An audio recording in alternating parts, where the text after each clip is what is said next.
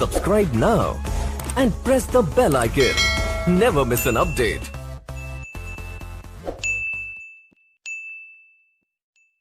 Hello दोस्तों, स्वागत है आप सभी का इंग्लिश क्लासेस बाका के इंग्लिश सेशन में।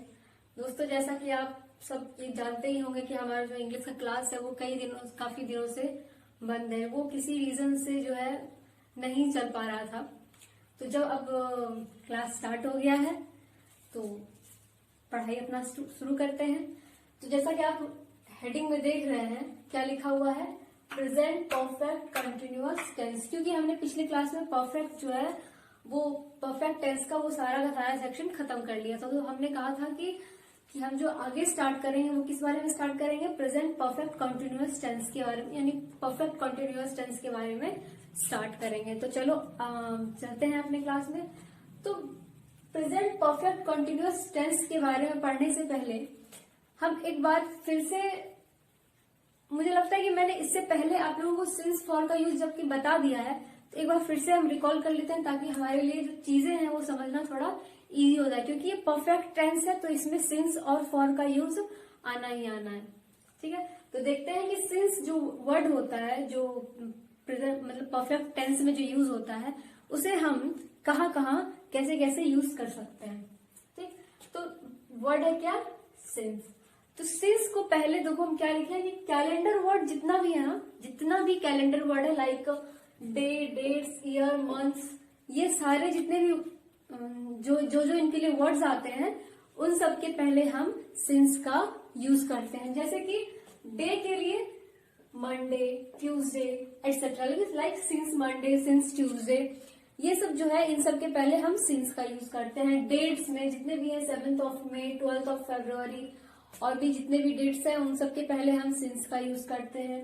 मंथ्स जितने भी हैं, जैन, फेब, जितने भी हैं उनमें हम क्या करते हैं, सिंस का यूज करते हैं। कोई भी ओकेजन हो, जो हमारे कई सारे ओकेजन होते हैं, होली, दिवाली, ईद और भी कई सारे जो त्योहार हैं, उन सब के पहले इंग्लिश में हम यूज करने लिखने से पहले परफेक्ट टेंस बनाने के लिए सिंस का यूज करते हैं।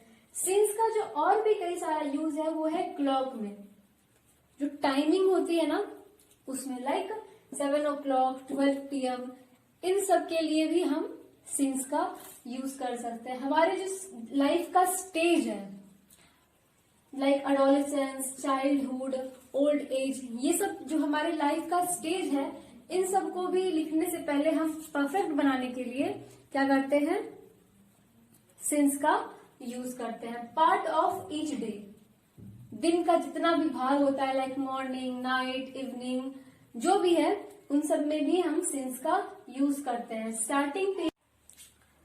Starting period of time, any time, जैसे कि since Monday, since the beginning of anything, कोई भी, जैसे सिंस मंडे हमने क्यों लिखा, क्योंकि ये सप्ताह का शुरू वाला दिन होता है, इसीलिए क्या लिखा, सिंस मंडे। और उसके बाद लिखा since the beginning of any work, यानी एनीथिंग, किसी भी चीज को शुरू करने से पहले उसे परफेक्ट बनाने के लिए उसमें क्या करते हैं, सिंस को ऐड करते हैं। तो ये है कुछ सिंस के यूसेज जो पहले भी मैंने बताया है, और उसके बाद फिर से एक बार रिकॉल करा दिया आप सबको। आप एक बार इसे नोट डाउन कर लें। देन उसके बाद हम यूज करेंगे फॉर, कि फॉर को हम कहाँ कहाँ यूज करते हैं।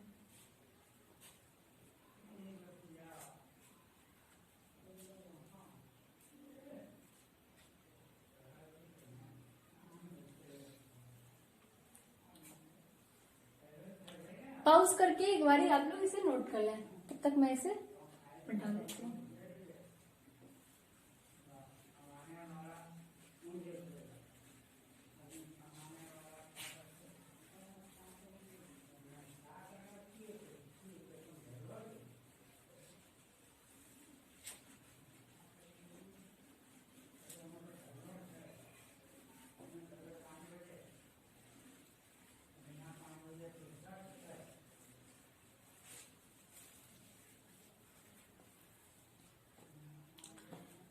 तो जबकि हमने पढ़ लिया सिंस के बारे में, तो अब हम किसके बारे में पढ़ेंगे, तो फॉर के बारे में, कि फॉर के यूसेज कहाँ कहाँ हम करते हैं।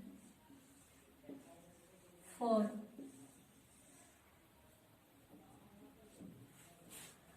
जनरली फॉर का यूसेज जैसे कि सिंस का यूसेज कई तरह बताया कि कैलेंडर वर्ड में, स्टेजेस ऑफ लाइफ में, ओकेजन में, स्टार्टिंग पीरियड ऑफ टाइम में, ये सब में होता है। तो फॉर का यूसेज जो होता है वो होता है ड्यूरेशन ऑफ टाइम। किसी भी टाइम की ड्यूरेशन को बताने के लिए, अवधि को बताने के लिए हम फॉर का यूज करते हैं। तो क्या लिखेंगे? For is use for duration, duration of time. क्या लिखा? Duration of time. ठीक, तो इसका एक एग्जांपल जैसे लिख सकते हैं, फॉर 2 days। क्या लिखा? For 2 days। और भी कई सारे इसके एग्जांपल, ये एक छोटा सा है, for 2 days, for last 5 month। ये सारे एग्जांपल्स जो है ये आएंगे किसके? फॉर के लिए, क्योंकि ये ड्यूरेशन ऑफ टाइम, टाइम की जो है अवधि बताने के लिए इसको हम लिखते हैं। ठीक, तो इसे भी नोट डाउन कर लेंगे। और उसके बाद जो है हम प्रेजेंट परफेक्ट कंटिन्यूअस टेंस पे आएंगे, उसकी डेफिनेशन के बारे में, देन उसका स्ट्रक्चर पढ़ेंगे और उसके बारे में, क्योंकि ये सब चीजें जो आप देख रहे हो एक टाइम में आकर के ना, ये इसका एक तरह से टेस्ट लिया जाएगा और ये सब सारी चीजें आपको याद रहेंगी, तो आपके लिए वो सारी चीजें टेस्ट देना जो है बहुत ही इजी हो जाएगा। दोस्तों आई होप आपने उसको नोट डाउन कर लिया होगा। तो अब बारी आती है किसकी? प्रेजेंट परफेक्ट कंटिन्यूअस टेंस की। इसका डेफिनेशन, इसका स्ट्रक्चर और इसके कुछ एग्जांपल्स, वो सब धीरे धीरे हम जानेंगे। तो इसका जो डेफिनेशन होता है वो आप जो है साथ साथ पढ़े हैं, उसके बाद फिर आप आराम से इसे नोट करेंगे। प्रॉपर टाइम दिया जाएगा उस चीज के लिए कि आप ताकि उसे नोट कर सकें। तो इसका डेफिनेशन होता है, those work which started in the past and still continue.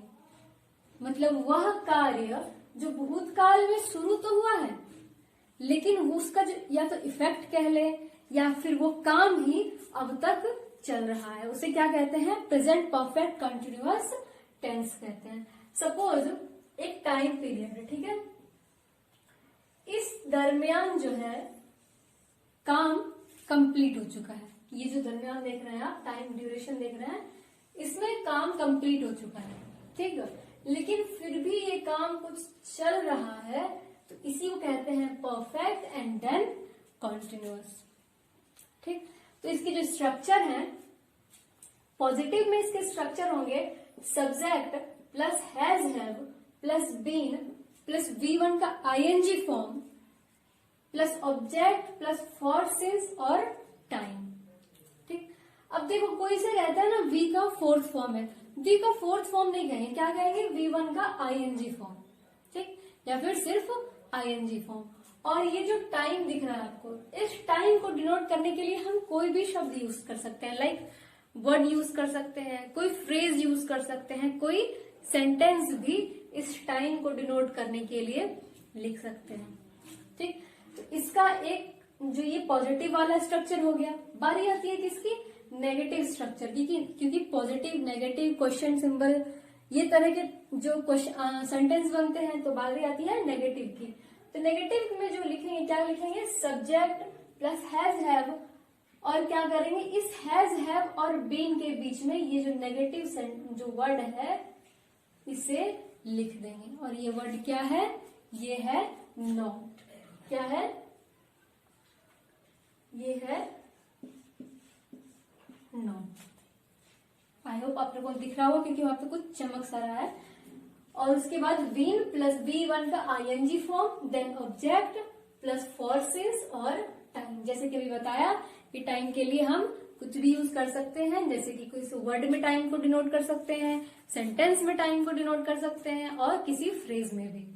Okay, बारी आती है क्वेश्चन की। जो इंट्रोगेटिव सेंटेंस होता है उसमें भी पॉजिटिव और नेगेटिव होता है, कि पूछते हैं कि भाई तुमने क्यों किया, और अगर नहीं किया तो क्यों नहीं किया।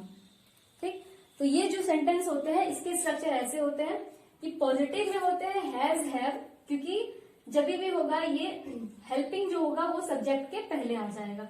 Has have plus subject plus been plus V1 का ING form, object, for, since and time, और उसके बाद ये क्वेश्चन मार्क। तो ये हो जाता है किसका, पॉजिटिव का, और ये होता है किसका, नेगेटिव का। नेगेटिव में क्या करते हैं, सब्जेक्ट और V1 आईएनजी फॉर्म के बीच में नॉट का यूज करते हैं। उसका स्ट्रक्चर कैसे बनता है, has have plus subject plus not plus V1 का आईएनजी फॉर्म प्लस ऑब्जेक्ट, फिर plus for, since and then time, और उसके बाद क्या, उसके बाद यूज करते हैं क्वेश्चन मार्क का। ठीक है, आप लोग इसे नोट डाउन करें, और इसके साथ जो एक एग्जाम्पल आप लिख सकते हैं कि I have been teaching you for an our.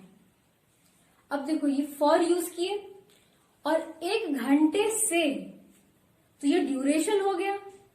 ठीक, कि मैं आप सबको 1 घंटे से इंग्लिश पढ़ा रही हूं, तो ये ड्यूरेशन हो गया, इसके लिए हम फॉर का यूज कर लिए। हाँ, और ये बन गया किसमें, हमारा पॉजिटिव में एक सेंटेंस बन गया। ठीक, आप लोग इसे स्ट्रक्चर को नोट डाउन करें।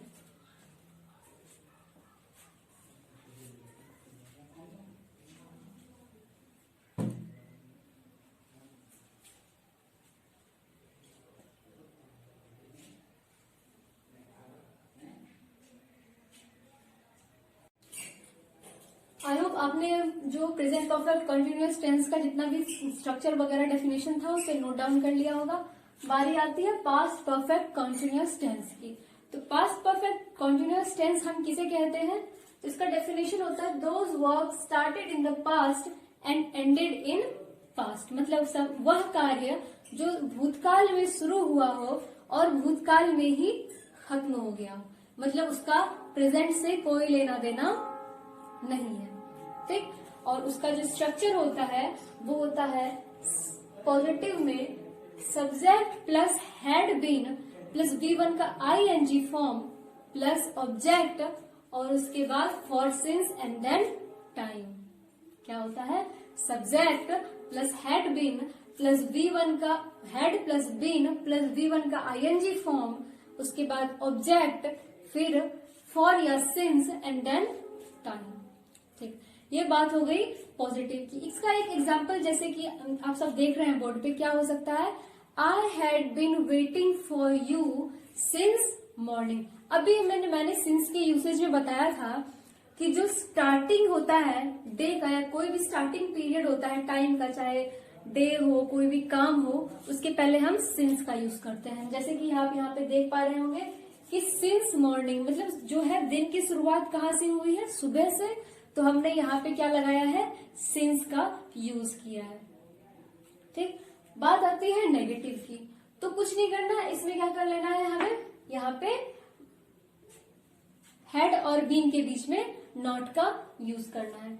तो नेगेटिव का सेंटेंस क्या होता है, जो स्ट्रक्चर क्या होता है, वो होता है subject plus had plus not plus ये बीन है जो थोड़ा शायद चमक सा रहा है स्क्रीन पे, subject plus had plus not plus been plus V1 का आईएनजी फॉर्म, ऑब्जेक्ट, और उसके बाद फॉर, सिंस एंड देन फिर से टाइम। और टाइम के लिए बताया कि उसके लिए वर्ड यूज कर सकते हैं, कोई सेंटेंस यूज कर सकते हैं और कोई फ्रेज भी यूज कर सकते हैं। ठीक, बारी आती है किसकी, क्वेश्चन में। क्वेश्चन में भी हमें नेगेटिव और पॉजिटिव दोनों बनाना होता है। जैसे कि बताया कि आपने ये क्यों किया और नहीं किया तो क्यों नहीं किया। ओके, तो पॉजिटिव का स्ट्रक्चर होगा had plus subject plus been plus V1 का आईएनजी फॉर्म, फिर ऑब्जेक्ट, फिर उसके बाद प्लस फॉर या सिंस, टाइम, और उसके बाद क्वेश्चन मार्क। ओके, और उसके बाद नेगेटिव में आएगा क्या, had plus subject plus not, been, उसके बाद फिर V1 का ING form, object, for, since and time, उसके बाद क्वेश्चन मार्क। तो ये सब चीजें आप एक बार ध्यान से देख ले, लिखने से पहले जो है मुझे एक बार सुन ले, क्योंकि सुनी हुई चीजें जो है ना ज्यादा अच्छे से याद रहती है। तो एक बार सुन ले, फिर आपको प्रॉपर टाइम दिया जाएगा, आप नोट डाउन कर सकते हैं इसको। तो एक बार से इसको आप देख लें क्या है। पॉजिटिव में subject plus had plus been plus B1 का आईएनजी फॉर्म, फिर object for since time. Negative में क्या है, subject plus had not been, उसके बाद फिर बी1 का आईएनजी फॉर्म, फिर object for since and time. Question mark में के लिए क्या, हेल्पिंग को आगे ला देना है। तो हैड सब्जेक्ट बीन बी1 का ING form, object for since and time, और ये आते हैं नेगेटिव का। तो आप इसे नोट डाउन कर लें। उसके बाद हम क्या पढ़ेंगे, एक हमारा आखिरी बचा हुआ है वो है फ्यूचर परफेक्ट कॉन्टिन्यूअस टेंस। और उसके बाद क्या होगा, ये जो है टेंस का ये चैप्टर खत्म हो जाएगा। और उसके बाद आप लोगों की जो अगले जो क्लास होगी आपकी, उसमें आप लोगों को कुछ स्पॉटिंग एरर वगैरह की क्वेश्चंस दिए जाएंगे जो मैं यहाँ पे लिखूंगी, और उसके आंसर्स आपको बताने होंगे। तो प्लीज आप लोग ध्यान से देखें कि क्या लिखा हुआ है। उसके बाद आप इसको माइंड में सेट करें और 1 से 2 बार रिकॉल करें, आपको इजीली ये चीजें याद हो जाएंगी।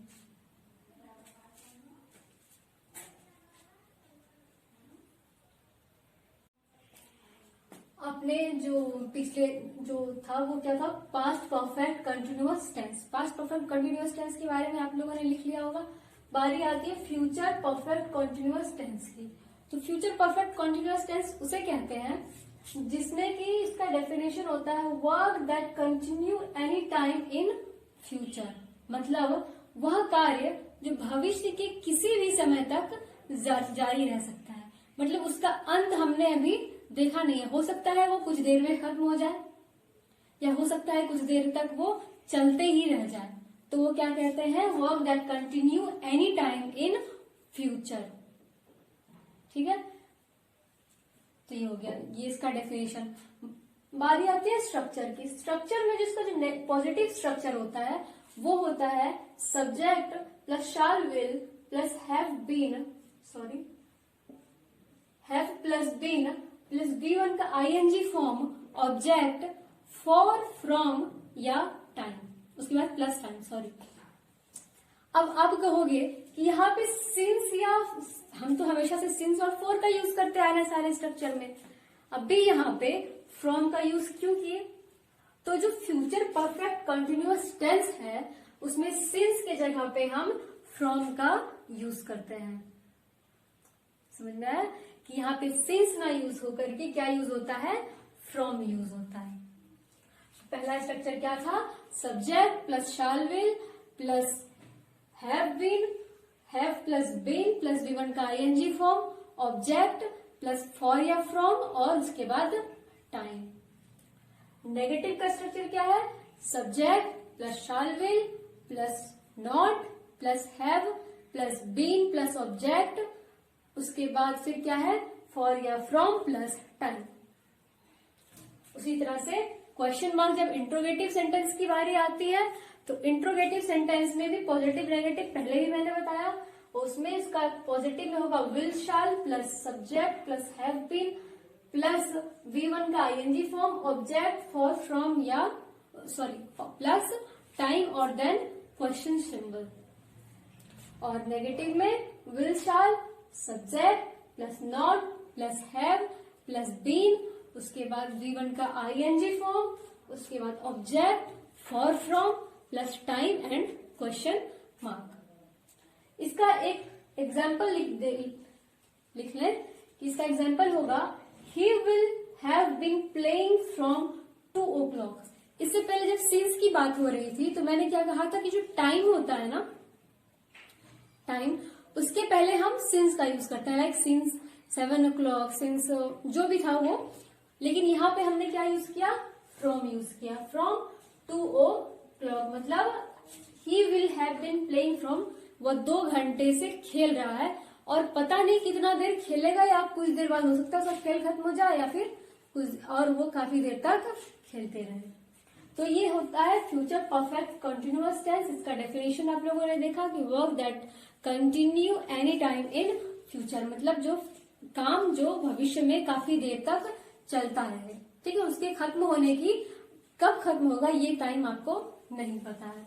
स्ट्रक्चर आपने देख लिया, एग्जाम्पल्स आपने देख लिए। आप इसे नोट डाउन करें। उसके बाद फिर कुछ जो है नोट्स होते हैं, जो क्योंकि ऑलमोस्ट ये जो टेंस का चैप्टर है वो खत्म हो गया है, तो थोड़ा सा जो नोट्स है वो मैं लिखा दूंगी, और उसके बाद जो अगली क्लास होगी उसमें टेस्ट लिया जाएगा, इसी तरह से क्वेश्चन लिखा दूंगी और उसके आंसर्स आपको बताने हैं। तो दोस्तों कुछ नोट्स वाले जो मैंने अभी कहा था कि वो फ्यूचर परफेक्ट कंटिन्यूअस टेंस खत्म होने के बाद कि मैं कुछ नोट्स लिखाऊंगी, तो वो नोट्स में पहला क्या है कि जिन वर्ब का यूज आईएनजी फॉर्म में नहीं होता है, ठीक है, जिन वर्ब का यूज आईएनजी फॉर्म में नहीं होता है उनका प्रयोग कॉन्टिन्यूअस या परफेक्ट कॉन्टिन्यूअस टेंस में नहीं कर सकते हैं। जैसे कि आप इन शॉर्ट ऐसे समझें कि कुछ वर्ब्स होते हैं जिनको हम आईएनजी फॉर्म में लिख ही नहीं सकते, ये उसके बारे में बात कर रहे हैं, ठीक। तो क्या कह रहा है, उनका प्रयोग हम कॉन्टिन्यूअस या परफेक्ट कॉन्टिन्यूअस टेंस में कर नहीं सकते, क्योंकि इन दोनों में आईएनजी फॉर्म वाले जितने भी वर्ब्स हैं वो लगते हैं। और ऐसे वर्ब कॉन्टिन्यूअस टेंस में हो, मतलब जिनका आईएनजी फॉर्म कभी बन ही नहीं सकता, लेकिन फिर भी वो कॉन्टिन्यूअस टेंस वाले सेंटेंस में है, तो उस सेंटेंस को उस वर्ब में से आईएनजी हटा करके उसे इंडेफिनिट टेंस में बदल दिया जाता है। जैसे कि आई एम नोइंग यू, ये जो नो है ना, इसका कभी भी आईएनजी फॉर्म नहीं बनेगा। समझ में आया कि ये जो नो है, और भी ऐसे कई सारे वर्ब्स हैं जो मैं वर्ब जब चैप्टर पढ़ाऊंगी तब उसके बारे में बताऊंगी कि ऐसे कई सारे वर्ब्स हैं जिसका आईएनजी फॉर्म नहीं बन सकता, उसमें से एक नो है, और जब इसमें आईएनजी फॉर्म लग गया है तो इसको ये गलत हो जाएगा, और इस आईएनजी को हटाकर हम क्या कर देंगे, उसे इंडेफिनिट टेंस में चेंज कर देंगे। जैसे कि आई नो यू, तो ये क्या हो जाएगा, ये हो जाएगा गलत और ये हो जाएगा हमारा सही, ठीक है। अब लोगों को समझ में आया क्या कि जो भी वर्ब्स हैं, जो कुछ वर्ब्स हैं उनके आईएनजी फॉर्म होते नहीं है, अगर वो फिर भी अवेलेबल हैं उस सेंटेंस में, तो उस कॉन्टिन्यूअस या परफेक्ट को चेंज करके हम क्या कर देंगे, कॉन्टिन्यूअस को चेंज करके इंडेफिनिट में बना देंगे, ठीक है। ये पहला पॉइंट है, इसे भी नोट कर लें। अब जो दूसरा पॉइंट आएगा उसे भी मैं लिखाती हूँ। तो दूसरा पॉइंट ये है कि फॉर और सिंस का यूज परफेक्ट और परफेक्ट कॉन्टिन्यूअस दोनों प्रकार के टेंस में होता है। इससे पहले भी मैंने स्ट्रक्चर के तौर पे जब परफेक्ट टेंस या परफेक्ट कॉन्टिन्यूअस टेंस जब ये पढ़ा रही थी तो मैंने उसे उसमें बता दिया था, लेकिन नोट करा दे रही हूँ ताकि ये इजीली समझ जाए कि फॉर सिंस का यूज परफेक्ट और परफेक्ट कॉन्टिन्यूअस दोनों प्रकार के टेंस में होता है। जैसे कि I have been living in Bihar for 20 years, मतलब मैं 20 साल से बिहार में रहते आ रहा हूँ या आ रही हूँ। And I had known him for 5 years, यानी कि मैं उससे 5 साल से जानता हूँ। और उसी तरह से तीसरा पॉइंट क्या है कि अगर वाक्य में सिंस प्लस टाइम का यूज हो, ठीक है, सिंस प्लस टाइम का यूज हो, तो वाक्य सिर्फ प्रेजेंट या परफेक्ट या परफेक्ट कॉन्टिन्यूअस टेंस में बनेगा।